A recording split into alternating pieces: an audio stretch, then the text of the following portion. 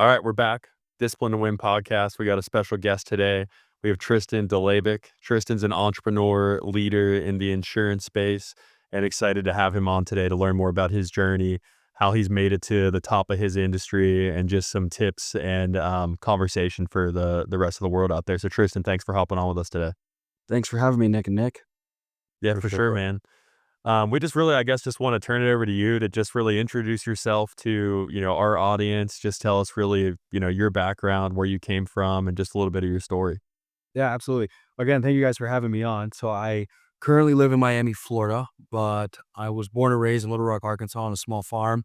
We raised horses, Tennessee Walkers. So grew up in that country type of lifestyle, cleaning out horse stalls and just working on a farm and being around that type of like farm type of culture. You know what I mean? Everybody's drinking beers at like 5 years old and everything just crazy and fighting and just your typical like country kind of life.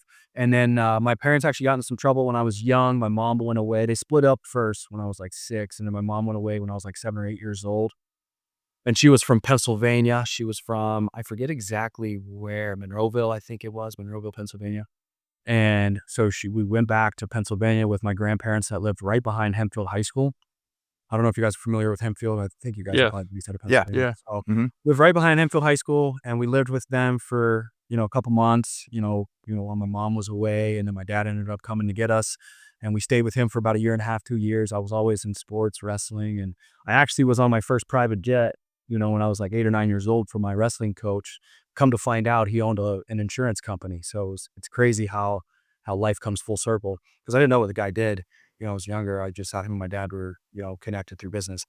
But, I was with my dad for a year and a half, 2 years while my mom was away, going through her process and being away. And then my dad ended up going away when I was like 10 years old. And then we pretty much which we still barely talk. So even now, he got out when I was like 15 or 16. But while he was going away, I moved in back with my mom. She got full custody of me and my sister, and she raised us. Worked 3 jobs, food stamps. Your typical underprivileged American story. You know what I mean? But still, in comparison, I used to tell everybody we grew up super poor, poverty, and I stopped saying that when I started to travel the world and started to realize Right. Mhm. what real poverty looked like. For sure. So we were blessed. She was a blessing. She's still a blessing. She gives to me and does more to me than I could ever ask for or ever pay her back for in life. So from there, I was starting to get in a lot of trouble. Right around 14, 13 years old, I was doing bad things on the streets a little bit, and I think I had my first gun at like 15 years old. I never did anything with it, but just a bad kid. I was getting kicked out of every school. I got kicked out of Harold Middle School. I don't know if that school still exists. It was a Henfield school. I got kicked out of there. I got kicked out of my elementary school, Fort Allen Elementary School. I officially got expelled from Henfield High School my sophomore year. And that's kind of like the foundation of all the emotion that built up inside of me, and then that really led into the obsession because I was so broken from life at a young age of all these letdowns and upsets and the separation anxiety that kind of developed from losing both parents for periods of time and not feeling worthy or good enough or like I was ever going to amount to anything. And I had a really well off friend growing up, and I was always around him, and he always had his family had a bunch of money, and I'm, living in Greensburg poor and didn't know what I was gonna do with my life. And I was uploading my high school diploma when I was 18 years old that I got through PA Cyber Charter Schools while I was working at UPS during the day. Everybody, it seems like in Pennsylvania, works at UPS in some point in their life. But I worked there, and I'm uploading this diploma hoping I find something. I got an automated email from a life insurance company. And I didn't think it would ever be, anything special. I didn't think it was legit, honestly. I thought it was a scam. But I went in and checked it out. It was an hour away. It was in Gibsonia, Pennsylvania. They had Maseratis in the parking lot. Everybody was in suits. It felt like the Wolf of Wall Street. And I was like, man, I need this job, please. And, do whatever it takes. And I got my insurance license. And, fast forward, I was 19 years old at the point or just turned 19. Fast forward a year later, I made $114,000 my first year at high school, just knocking on doors and slinging insurance policies. So, and made a couple bucks since then as well. So that's kind of my background. I put more of an emphasis on the come up than the actual insurance industry because I think everything that preceded that, you know what I mean. The year and a half of my dad was super, super special because all we did was wrestle and fight and watch war movies, and I think that really indoctrinated my mind on just being psych psychotic competitor and just going all in on, focus. And like you guys, have a great name, discipline to win. Like there's no other way to win. There's zero 100%. other Totally. way. Zero. I, So I yeah, that's love pretty hearing much it. I love hearing about your story and, really your childhood. I come from a sort of similar childhood of, parents completely split when I was 5 years old. And, then that led to just, bad relationships and bad environments that I sort of grew up in, throughout my formative years. And I've noticed the more and more people that I meet, the most successful people I meet all sort of come from, that similar background to where there is that, feeling of never being enough and never being able to make people happy and feeling like you're not sort of worthy that leads to just exactly what you said, the obsession and the ability to take massive action towards being somebody and doing something with your life and making something of yourself. So that's awesome, man. And really feel a connection to you already, just sharing a little bit of a different background that, a lot of people have. But another like, keyword that, we hear all the time is people think that we're crazy. You mentioned the word psychotic. We talk a lot about just being obsessed and taking massive action. And I guess, question for you would be when you first started doing that in business, what was the reaction of the people in your, network and around you? Did you also go through, that period of people just didn't understand you, didn't know why you Yeah. did it?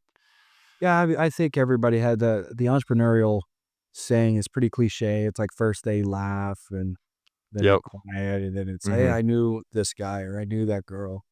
And Right. you know what? I think in all reality, when people really start to understand the entrepreneurial journey, there's always seasons they could laugh, you know what I mean? Because like, it's not just a upscale trajectory. Like, anybody that studies a stock chart and just looks at a multi-million dollar or billion-dollar business, a lot of the days are red more than they are green, you know what I mean? Right. That's why it's like, it's so lucrative to become a day trader or, stock trader because there's so few opportunities for you to truly win unless you're a long holding trader. It's a short-term trading. It's super risky because you got to pick the Hmm. days and the weeks and the months and years that win. So it's like there were so many people that laughed at me, in the very beginning and that I disconnected with because they didn't understand what I was getting into, especially in that small town, Greensburg area where people are like not familiar with entrepreneurship. It's trade school for the most part, or it's UPS, or you performed very well in school academically. There doesn't seem like there was a lot of athletic scholarships, but academically there was. You always got your cream of the crop. You got your valedictorians that are going to get a full ride, from their academical pursuits and things like that. So, but that wasn't most of the town. Most of the town, they hear sales and they say scam, they say Hmm. pyramid scheme, and I was confused because when I went to get my insurance license and they were like, it's $200 to get your insurance license, I was like, damn, this is a pyramid scheme because I had no idea. I had no education outside Right. of, this little Hempfield, little Greensburg of like, hey, you're gonna if I my dream was like crush it at UPS, use that to afford to get a degree in like aviation school and be a UPS pilot and hope I can make 100 grand a year. And Hmm. I Yeah. posted expenses through a business account last year where, there was one month where I made 111,000 and I spent 110,000.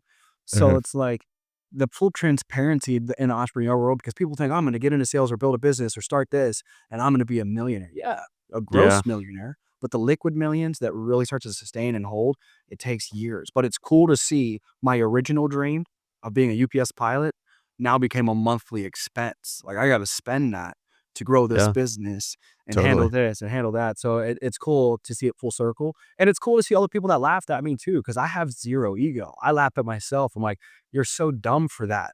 And for me, because it's like ego prevents you from earning. You know what I mean? Hmm. So it's like Yep. anytime there's ego involved and it's unhealthy, it's typically going to prevent you from receiving more in life. Like I laugh. I listen to guys that are, if a guy's 12 years old and he's got better advice, hey, do this with your media, do this with your marketing. If a guy's 82 years old or it's a girl, you know what I mean? Like, it don't matter to me, dude. I just want to win. And that's when you know Right. you're a real competitor. When you're a real competitor, like your discriminating factor is what's going to help me win honestly and more. Like I'm not looking to compromise character. And I'm not looking to lose. So now it's like I'll do whatever it takes and I'll learn from whoever it is to put me in a position to win more in this life. I don't care what you look like, how old you are, how young you are, who you pray to. I want to win. Yeah, I love that because we talk about that all the time of having no ego. And it's difficult at the beginning for sure for guys like us who are young in an industry. Like you talk about, we're in financial services, you're in insurance. It's an Dude, industry that has been dominated for a while by older individuals, people who, oh, to be good in this industry, you got to do it for 30 plus years to even have a chance of getting to those goals that you talked about, becoming a multimillionaire, building a successful team. So going back to what you originally talked about, you're 19 years old, you come into this insurance organization. How did you obviously, you have no ego at that point, you're essentially nobody. How did you go from being 19, developing the high-level scales sales skills to start making money, start building out yourself and your company, and then getting to the point where you are today, where you're leading a team, you're running an organization? Kinda walk us through how your journey was from start to finish. yeah, absolutely. So there's definitely a bunch of little variables that have contributed to my sales development skill set and my leadership development as well. And every morning I run a sales training call to this day that 90, probably 70% of the time I'm involved with. And hundreds of people I've had the opportunity of sales training, leadership training over the last 6, 7 years being in this space. And I've had leadership experience because I was a leader at UPS. So, it's really probably going on closer to almost 10 years of like what not to do. Cause I've done a lot Mhm, of what not to do. I was a super aggressive leader, when I first started because of my competitive nature. So I think a lot of people, everybody's paying for right now for mentorship and books and trying to acquire as much information as possible. But what people don't realize, true knowledge isn't the acquisition of additional information, it's the implementation of that information. So there's so many guys that fail in sales and people are like, "Well, that's why life insurance is a scam. That's why, the financial services, the entrepreneurial world is a scam and you're not going to make it." And the reason they don't make it is they focus on acquiring information opposed to implementing information. So like my best mentor in this life to this day is a gentleman by the name of repetition. The more reps I've got, the more I've learned. You know what I mean? It's mhm. like the only other thing close to that, and probably more valuable than that, is like paying off ignorance through legitimate mentorship and niche down to who knows how to market Facebook ads the best, Instagram ads the best, creating Instagram content, Facebook content, YouTube content, a podcast, who's sold the most life insurance, and then identifying that person, or like even physical fitness. Like I look at, Jordan, you know what I mean? Like he's crushed physical fitness for the last, 10, 15, 20 years and been a fitness coach. So it's like, I remember asking him when I was younger, I'm like, what should I eat? Where should I work out? And the reason being Mhm. is I identified the result. And then you pay off ignorance by, buying somebody's time like that. And you buy their time with either your time or your money. So I've always used those two leverage points to give me more information. But the biggest place I beat people to develop my sales skill set is I'm a rep king. I just focus on like when I first started my podcast, anybody can get on. I did Mhm. 300 I've done 300 episodes in the last 3 years. So, I mean, you Wow. do the math, it's 2 episodes a week. The first 2 weeks Yeah. is easy. Then when you get rid of all your 8 friends and 10 people you know what I mean? Then it's like, "Oh my god, how am I gonna find more people to get on the podcast?" And now you come to a position of like, "Oh, now people are sending me some money. Like, 'Hey, we wanna get you on a podcast,' or 'Can we get on your podcast?' And I'm generating revenue from it." And I'm like, all I focused on was reps because I learned how to lose podcasts. I've lost more podcasts than some people even ever end up doing. You know what I mean? I've done Mhm. 300 something gross. I think there's 250 net out there. That means there's 50 episodes. There's 50 hours I lost on just like, oh, we had a technical malfunction. Oh, this file got lost. Oh, this person no showed. This happened. That happened. It's all my focus was reps. I learned what not to do. And so that helped me with sales. That helped me with everything in this entire life is like, who's got the body that you want? Who's got the money that you want? Who's got the results that you want? Identify who they are. What are they doing? What they read? What did they do? Like I focus on that knowledge acquisition, but then I'm trying to be even faster on speed of implementation. I try to implement as quickly as possible, regardless of, again, remove ego, because I don't care what you think about me. Oh, you look stupid doing that. Well, I'm gonna figure out what not to do. Kinda like the, gentleman that invented the light bulb, you know what I mean? He's like, "A Right. thousand ways I figured out what not to do, and it was Mhm. invaluable," right? So, that's kinda how I look at it. Yeah, that's phenomenal. Touching back on, like, gaining subject matter expert knowledge and learning lessons from other people who have already done it bigger. We saw that you were on Andy Elliott's podcast. Andy's somebody that we look up to a lot and Yeah. follow. Tell us about what it was like working and just talking with Andy a little bit in person. So these guys that are doing, 10 mil plus a year, 50 mil plus a year, there's a typical congruency. They're very consistent on and off camera. They're very consistent, they're very disciplined. And then you'll also find the other variable that, young individuals like ourselves will get hyped up on and we don't want to pay this price is a significant amount of reps that take a decade plus. So it's like even if you compiled in all the reps, because I don't believe that it's like just time. Because some people will be involved in an industry or building a business, and I've been doing this for 10 years, and they're still making 50 grand a year. And it's like, Right. well, dude, you didn't focus on the right things. You just showed Right. up, but you didn't show up. So you find something with like an Andy, very consistent guy on and off camera. I went and spent the whole day with him just locked in, Yeah. discipline, locked in, discipline. So even it's like if people don't resonate with him, or like consistency and staying true to your character, your code, who you're telling people you are is everything. And so it's like some people don't like him, and it's like I'm not saying like that. And what I love about me growing up, kind of in the entrepreneurial world, is like, dude, like there was people I tried to copy, and then as I've gotten older, it's like, dude, take what you like, but make it your own.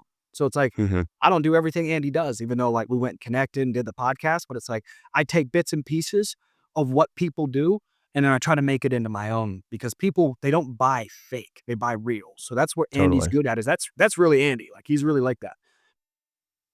Yeah, I mean, he's incredible, dude. And I think one thing too that you talked about, like pulling some things from him, keeping things original. One thing that I do know, is similar and consistent, and even consistent with us, because it's a big part of our life as well as faith. And I know you talk about faith a lot. That's something that Andy talks about a lot. But tell me a little bit about how you got, I guess, introduced to faith and how you continue to go through business with faith at the forefront of that.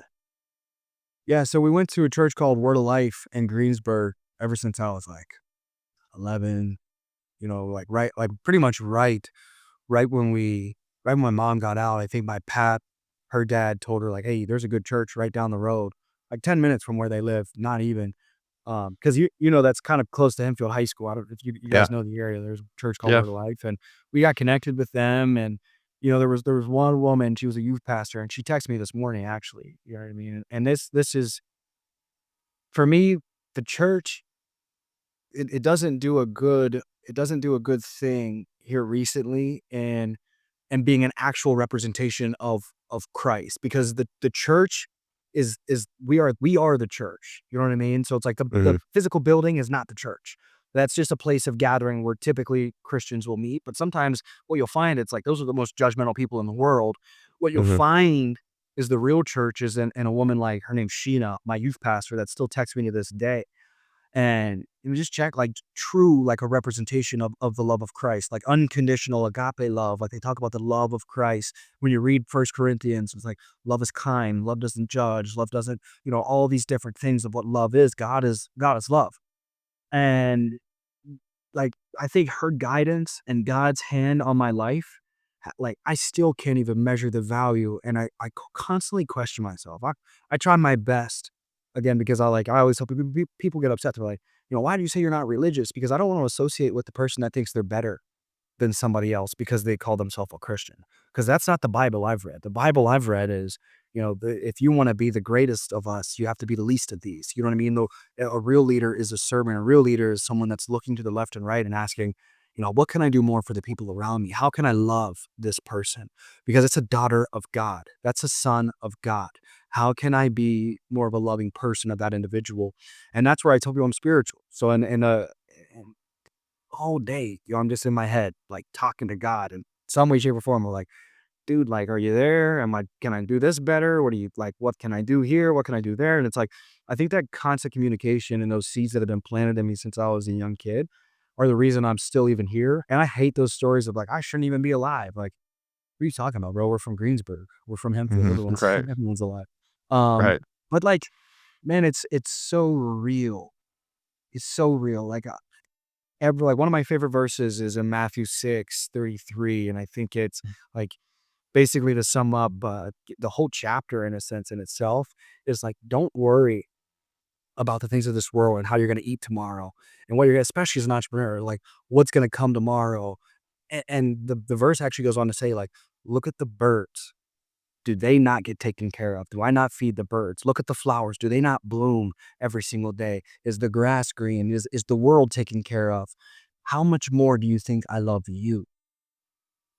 And, like, every single time, every single season, whether I'm in a low season or a high season, I try to remind myself of, like, no matter what, I know God loves me more than the birds. I'll go outside, I hear birds chirping, sky's blue, the grass is green, and people are like, "Oh, God, we don't know what's gonna happen to the country. Who's getting elected?" I'm like, Jesus Christ is my Lord, man. Like, people are like, "Who do you work for?" And all the I don't know, sometimes I give people sarcastic answers. I mean, like, "Oh, Jesus is my president, man." You know what I mean? But I did vote for Trump, so if Yeah. anybody needs any type of clarification on my political position. But when it comes to, like, my real faith, my faith isn't in Donald Trump. My faith is in God and myself going to work. You know what I Mhm. mean? So many people are like, "If we didn't vote for Trump, we would've lost everything." You've been broke before Trump. You're gonna be broke during Trump and after Trump because you don't work. You don't have the discipline to win. You know? So it's like, Right. Love that. Love that. it's gonna put us in a lot better position economically, for sure. But, like, the losers that are like, "Oh, I'm so glad I voted for Trump. Here's my sticker." Like, well, did you vote for you? I hope you voted for you to go work this year. These next 4 years, you better take advantage Right. of, the rise that we're about to have economically. Totally. What would you say, Tristan? So we're obviously both Nick and I are both from Pennsylvania. So you made it down to Florida. You live in Miami full time Oh, now. I've been all over, Every man. every time Nick and I are in Florida for business, like we always just take in the morning, go and get a good It's workout in on the incredible. beach, and like Yeah. you just feel better being down by the water. Like our Yes. head's always clear. Mental energy is Yeah, like unbelievable. tell us how the energy's been is like now that you're living down in Florida and working down there. Like, are the people different? Yeah, it's a combination of 2 things. You can find good people in Anchorage, Alaska. You're gonna find good Yeah. people. Whatever you look for, you're typically gonna find. It's one of my favorite quotes. I think it's from Henry Ford, and he's like, "If you think you can or you think you can't, you're probably right. And if you whatever you Mhm. focus on is typically what you generate in this life." And, when it comes to Florida, it's a combination of 2 things. It's the scientifically, it definitely is the dopamine booster from consistent good weather. I believe in that. I believe as a man, like, you gotta suck it up and just sometimes you're in a winter place. I spent 20 years or, what, 24, 25 years of my life in a winterized location. During winter, it's winter. There's snow and it's cold and Right. it sucks, and you still gotta have the discipline to go do the work. But I promise you, like, my winter this year is gonna be 85 degrees every Mhm. single Yeah. day. It's a lot more, maybe comfortable, but I think in that comfort, I love it. I love the energy. I don't think I'm gonna get sick now ever just being down here. But the second variable is the most important. When I think about shortcuts in life, I think about people. Everything is people. People are like, "Well, I need to get connected to that business." No, you need to get connected to him. You need to get connected to her because they're such a key player that if you don't get access to them, your whole life is going to be slower. Like, there's so many people I've got connected with that have made my life tremendously better. Like, the girl that just walked past, that's my girlfriend. Made my life way better. Connections, relationships. Like I can't tell you, like, where I'd be without her. And there's people that I've been connected with in Florida that I'm like, "Dude, they're gonna make this process go way faster," because the biggest thing that you can leverage in this world, it isn't even money, and it's probably balanced between these 2. It's time and people. Like, the right 100%. people can take you to the top in a fraction of the time. Completely agree. Yeah, And with us, if we didn't bet on ourselves a couple different times to take an opportunity to fly across the country for a happy hour to spend 15 minutes with somebody that, we wouldn't be anywhere near where we are right now to where certain times, certain people are gonna get you access to capital, they're gonna get you access to another person that you need to get it done, and you gotta be willing to just meet with anybody. totally. And that leads into a question I wanted to ask you. Like, obviously, you built this organization. You've had to, because we know we've had to within our organization. We went from 6 to 50 people in 2 years, and within going from 6 to 50 people, the two of us can't be the only leaders in the organization. I'm sure it's the same thing for you. You can't be the only leader inside of your company. How have you found the ability to find leaders slash like how have you developed leaders inside of your organization to keep the vision, keep the drive, and everything that you want inside for your people and your clients and whatnot? How have you kept that pushing forward? Yeah, that's a phenomenal question, and it's probably the only question we should only ask ourselves. And I ask my people this always, and I ask myself this always. If you got another one of you in your life, how much more value would your life have? And if it's not substantial, then you're being a piece of shit. And I apologize for my Mhm. profanity. But like if you're not like if I were to get another me, uh, oh my like overnight it's multiple commas added in like gross income and value, like if I just get another me. So that for me is an indicator of you're doing the right things because a leader, I don't even think it should be like, I don't think it should, that's the right term for, a leader. I think the right term for a leader would just be like show. Who is showing the way? A leader shows the way. And so people have to get, especially young leaders, you have to get into your head that it's going to take thousands of reps, years for you to develop and sculpt yourself into the right person that people are even willing to follow you. I've had years of failure and doing the wrong thing, saying the wrong thing. Failure has been my greatest mentor of like, I know what not to say, what not to do. And, being a young leader, there were so many times that I failed that I'm so blessed where it's like, man, if I didn't go through that pain, that's like now it triggers me of like, I'll never say that again. I'll never do that again. And it's super simple. Leaders just a shower. Do you show that you take care of your body? Do you show that you take care of your mind? Do you show that you take care of your spirit? And then most importantly, we're in business. Do you show that you take care of results? Are you a results producer? And I made a quote years ago. I told people, I said, listen, because I was studying leadership and I've spent so much money on leadership, so much time on leadership. And, I would definitely consider myself a very good leader.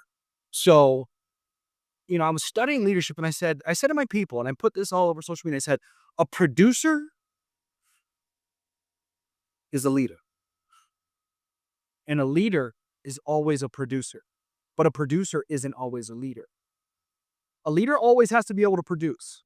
So I have the people in my organization, they all of them, if they're leaders, were producers at one point in time and can produce and still produce in multiple different aspects in their life. But I also have producers that aren't leaders. So people listening are like, well, if I'm a producer, what makes me a leader? What takes you to the next step is not being satisfied with just producing results. Can you produce in character? And that's something that like I think you're inherently born with, like a moral compass, a moral code of what not to do and what to do. But I've also seen myself grow as a young man from being like an angry young man, like emotionally unstable and angry to like calm, cool. Like you ever seen like the Marvel movies Hulk when Hulk is like super stupid and like Yeah. angry all the time and like incoherent, incompetent? That was like me. And like especially more recently over the last year, 2 years, the 3 years, and like especially like my girl, like now it's like I'm like super calm. She's like, here's where you're stupid. Here's where you can be better. And I think that's invaluable is finding the right partner that can help you grow. And that people can see that in you as a leader. People are like, behind every great leader, I think there's a great woman, you know? That's my Completely thoughts, agree. my opinion. Completely agree. Awesome. Yeah, and I would say that, really on the leadership side, and when you're talking about, like, being able to find the person that, is adding another one, I could say, like, Nick here, I don't know if you know how we met, but literally at the barber shop, Yeah. like, it was literally, like, felt like fate to where Nick was sitting across the shop getting his haircut the same exact place, and he was looking for a new opportunity, and I was looking for somebody who wanted to do anything to win, learn, grow, and, that's how me and Nick got linked up, and it felt like within a week, I, like, knew that I had that partner that I needed in the business to be able to do certain things even better than me, and, like, as soon as really Nick got brought in and started firing, I mean, our company just exploded together, so, I would say that that's 100% true, and, we haven't been able to really do that with anyone else since, like, Totally. developing leaders, hiring leaders, Yeah, it's it's not extremely easy. challenging. It's not Like easy. one And in a million. yeah, yeah, it is, and it's special, and I think we've hit the ground, we run with it. Yep. We'll continue to run with it, and that's what kind of my last question for you is like, you've built this incredible business. You've gone from 0 to you've made a ton of money. You're continuing to make a ton of money, be successful, lead people. What's next for you? What's next for you personally? What's next for your organization? And like, what's your vision for kind of the next 5, 10 years for yourself? So I'll give two answers. I'll give the like more of the scientific answer of like actually like what the goal is. And so the goal now, over the last 6 years, I think has just been like paid training and like skill development, leadership development, and ultimately just helping others develop and grow in the insurance space. And now, the next 6 years is putting in place millions of dollars of legitimate like equity, um, in a sense of ownership of business and everything like that. So it's like everything right now has all just been like cash flow through sales. I have a book of Mhm. business through insurance that owes me a little over 2 million, but now it's more putting down of like, hey, over the next six, these next six are about to be the best six. So Mhm. that would be more of like here's the exact way and the route that we're going. I've got a staffing company that's built up right now called Sales Hub, and it's a great place for individuals that are looking for sales opportunities to like get connected in a community for people that are looking to hire salespeople. So it kind of cuts out the time wasted for individuals that are looking for sales jobs, don't know where to look, don't know where to find their next sales job. And especially for sales recruiters, you guys probably know, being in the sales world, that like, dude, there's so much time wasted through LinkedIn and different staffing companies and money wasted. But more importantly, I'm looking to save the time. The time is worth way more than the money that we spend on hiring people. One bad hires cost you millions of dollars. So I've got a staffing company I built out, a consulting company as well that I've launched pretty much this year, and then the insurance deal that's going to continue to expand and grow over time. So people will start to see that over the next 6 years really take over the marketplace in those three areas. And what's cool is like people are like, you shouldn't chase multiple rabbits, but people don't realize like not if all the rabbits are in the same family. You know what I mean? So it's Mhm. like this is like an umbrella. The insurance company is an umbrella to my consulting. I consult within the insurance space and sales world. I have a staffing company that contributes to my insurance world. So it's not like I'm dividing out my time because it can be very dangerous as an entrepreneur to divide out your time, your energy, your resources into multiple areas. But then the more common answer would just be super simple. Like I have a vow to myself, vow to my girl of like, hey, look, I promise to always grow.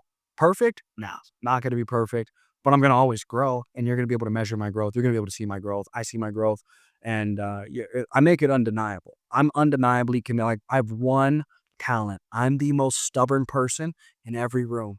Some people call it discipline. I call mine stubborn. Mine would be stubborn to win. I'm too stubborn to quit. I'm too stubborn to lose. Like I'm so stubborn when I make a commitment. What's the simplest, easiest thing? Because I look at myself as just a good old simple country boy. Not, I'm not a rocket scientist. I'm super stubborn though. I will go do the same thing over and over again until I die just to prove a point. Just to prove a point. Like I'm gonna prove a Mhm. point to everyone that doubted me, the teachers that laughed at me, my principal in my sophomore year that looked at me and said, "You're gonna end up just like your dad in jail." You know what I mean? Those rough nights when my dad and mom were gone, or when they were arguing, and just the crazy things I saw growing up.